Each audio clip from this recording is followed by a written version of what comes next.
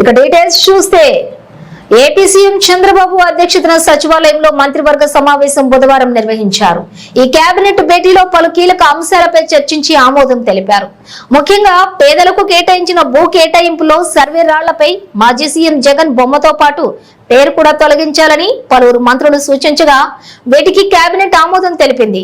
బొమ్మల పిచ్చితో జగన్ 700 కోట్లు ఖర్చు చేశారని మంత్రులు చంద్రబాబుకు తెలిపారు.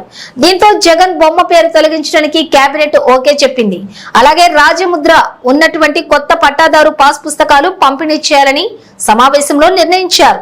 మాజీ సీఎం బొమ్మలతో ఉన్న పాస్ పుస్తకాలను వెనక్కి తీసుకోవాలని తీర్మానించారు.